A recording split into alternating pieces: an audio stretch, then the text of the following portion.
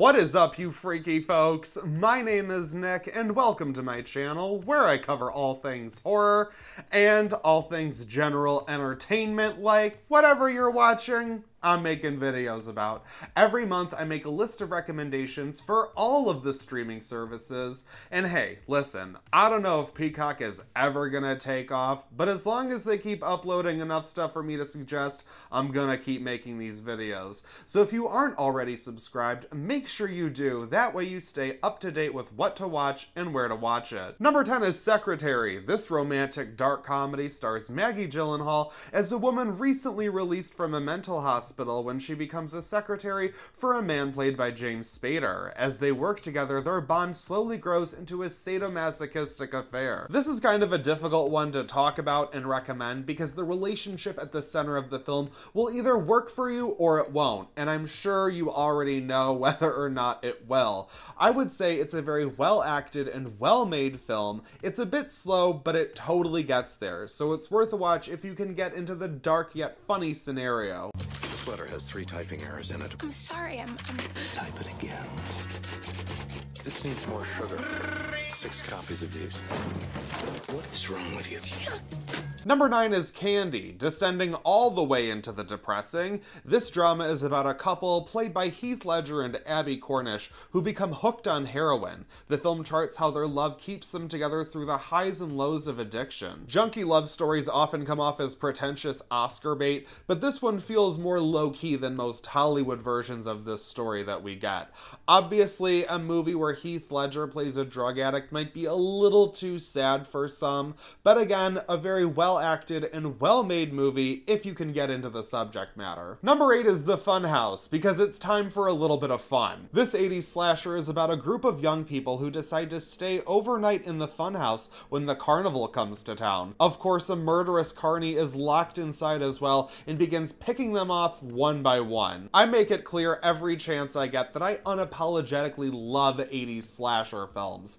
I know how bad they are, I realize that, but I have so much fun with them. The Funhouse truly is not the best, even by 80s slasher standards, but I have a special love for it because I remember one time I was like 12 or something and I was up very late at night. It was like 2 in the morning and I was like so close to falling asleep when I saw a trailer for The Funhouse play on TV. It was about to be coming up on whatever station I was watching and I was like, oh my god, this looks so good. I have to see this movie. And next thing you know, I fell asleep. This was in the before times when you couldn't just stream whatever whenever, and I could not get my hands on The Funhouse for the longest time, and when I finally did, no, it did not hold up to the movie that I had in my mind, but I still love it anyway because I love any sort of horror film that takes place at a carnival or an amusement park or a haunted house attraction. I like the idea of any type of horror film taking place in an environment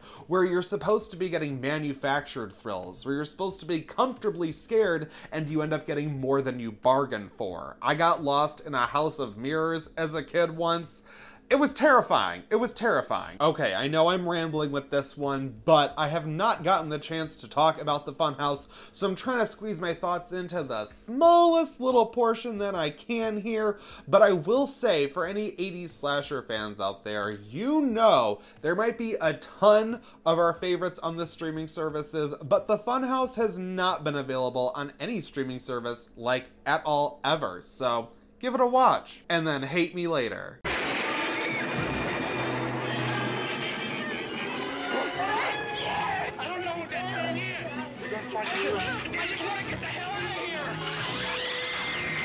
Number 7 is Party Girl, a 90s indie comedy starring Parker Posey as a young woman who gets arrested for throwing an illegal party and turns her life around by becoming a librarian. It is so 90s with an awesome soundtrack, and after all of that dark stuff, you probably need a feel-good flick like Party Girl. Life goes by so fast, what's the point? What do you want me to do, huh? I don't have a job. I'm a loser. Shoot me. Number 6 is Cape Fear. Kicking it old school, this black and white thriller is about a convict who is released from prison and begins obsessively stalking his previous lawyer and his family. I recently recommended the remake, which is over on Netflix, and I think this one is worth recommending as well. I know the black and white will turn off about 90% of you, but I have to say this classic does suspenseful thrills like only the originals can.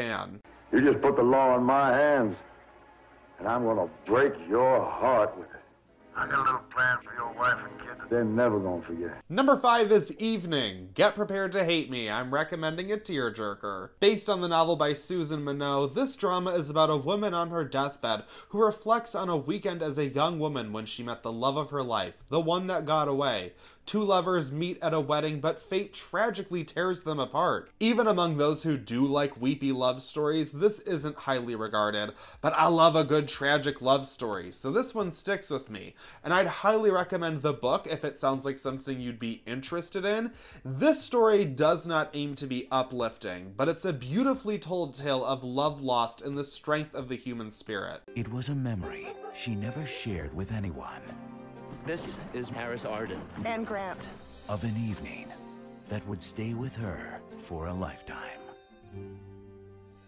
Number 4 is Mystery Men. This action comedy takes place in a world where superheroes exist, but so do supervillains. A motley crew of underground superheroes team up to take on the evil Casanova Frankenstein. With talents like throwing forks and owning a bowling ball, what could go wrong? I'm telling you, 1999 was the year. I love basically everything that came out in 1999. This was a box office bomb when it was released, but it's become a cult classic over the last 20 years. And I think it's funny that this came out right before the superhero movie took off. Maybe this was ahead of its time, or maybe it was never meant to be mainstream. Either way, I think this is a funny gem that you'll enjoy even if you're not into superhero movies. State your name and power. PMS Avenger. I only work 4 days a month. Is there a problem with that? No. Number 3 is Pitch Black. This sci-fi thriller is about a ship full of people who become stranded on a mysterious planet where they are hunted by creatures that only come out in the dark. Vin Diesel plays a badass hero who would go on to form his own franchise with the character, but this creature feature original is where it's at. I love horror movies where you have a villain that can only come out in the dark. Preying on the fear of the dark is just so fun to me, and it had been a while since I checked this one out. It does fizzle out a little bit towards the end, but I still think it is so worth watching to get your freaky creature fix. All you people are so scared of me. But it ain't me you gotta worry about now. Whatever it is, it got Zeke and it nearly got me. Number 2 is The Fifth Element. This sci-fi action adventure stars Bruce Willis as a cab driver in a futuristic world where he must protect a mysterious woman who happens to be the key to saving the world from imminent destruction. This movie is so all over the place and it juggles a whole ton of bullshit all at once, but it's one of my childhood favorites. The badass Mila Jovovich is enough for me personally, but the 90s sci-fi vibes take it to the next level. The Fifth Element might not hold up for everyone, but I still think it is an awesome gem that shouldn't be forgotten. Number 1 is Youre Next, because I have to close out with one of my favorite horror films of all time. This home invasion slasher is about a family that gathers for an anniversary celebration when a group of masked intruders begin killing them one by one. Unfortunately for the villains, they picked the wrong family, and one heroine for the ages turns the tables, taking them down one by one. This is the ultimate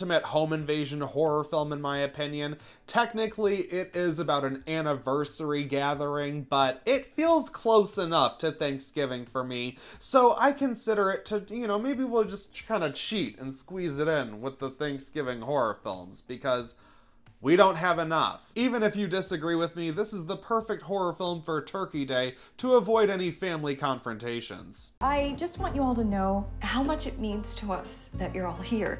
Thanks to Mom and Dad. Beautiful. And now it's time for my bad movie recommendation of the month, and this is a good one. The Scorpion King is a spin-off of the popular Mummy franchise. In it, The Rock plays an ancient warrior who kidnaps a sorceress to take down an unruly tyrant. It is basic fantasy action garbage, but it's also the beginning of The Rock's acting career, and it's fun as hell. It's so funny to think now that the Mummy franchise is so of its time. Like, do people even know about the Mummy franchise today? Probably not. The Scorpion King might be the worst of the franchise, but I'm perfectly okay with that. It's called the bad movie recommendation for a reason. That is my list of the best movies to watch on Peacock in the month of November. Thank you so much for watching this video. I greatly appreciate it. Let me know what your favorites are in the comments below. Let me know if there are any recommendations you have for me. Feel free to follow me on Instagram, subscribe to my channel, hit that bell, and turn on your notifications. That way you don't miss any creepy content. That's it for this video, but I won't stop you from watching another.